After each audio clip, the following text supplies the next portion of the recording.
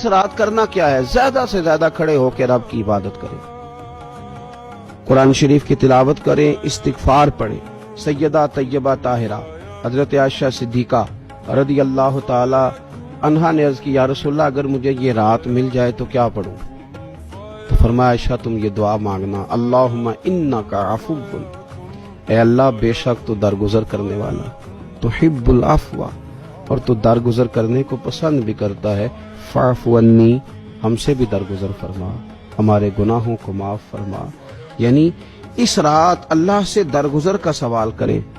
جو لوگوں کے سامنے اپنی خطائیں ہوتی ہیں وہ تو ویسے بیچارے ہر وقت معافی مانگتے رہتے ہیں،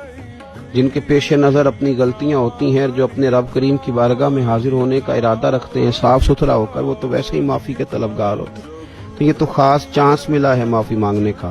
تو بالکل سستی کا مظاہرہ نہ کریں، بالخصوص وہ لوگ جو اعتکاف میں موجود ہیں۔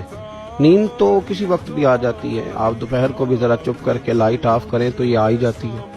آپ سر شام بھی تھوڑا سا کھانا کھانے کے بعد اگر کمر سیدھی کرنے کو بھی لیٹ جائیں تو نیند تو پھر بھی آ ہی جاتی ہے۔ لیکن یہ سنہری قسم کے ایام ہیں، سختی نہیں، پابندی نہیں، فرض نہیں،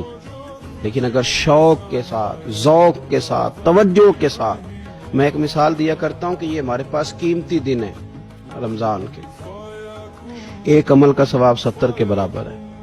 تو جس طرح انسان کے پاس کوئی چیز تھوڑی دیر کے لیے آئے تو اس نے جانا ہو تو لوگ اس سے زیادہ فائدہ اٹھانے کی کوشش کرتے ہیں۔ دیہاتوں میں نا غریب گھروں میں استری نہیں ہوتی تھی، ہر گھر میں نہیں ہوتی تھی،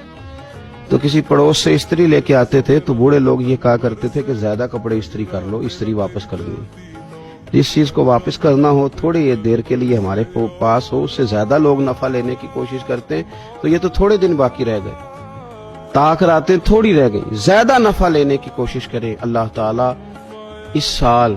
جب فرشتے لیلۃ القدر پہ آئیں تو وہ امت مسلمہ کے لیے ایسا رحمت کا پیغام لے کے آئیں کہ دین پھر سے غالب ہو جائے، اسلام پوری دنیا کے اندر اپنے غلبے کے ساتھ سامنے آ جائے، کفر کا، ظلم کا، زیادتی کا، جبر کا ہمیشہ کے لیے خاتمہ ہو جائے، اور اللہ تعالیٰ اس سال لیلۃ القدر میں جن لوگوں کو معاف کرے گا رب کریم ہم سب کے نام اس میں شامل فرمائے۔ آخر دعویٰ ان الحمدللہ رب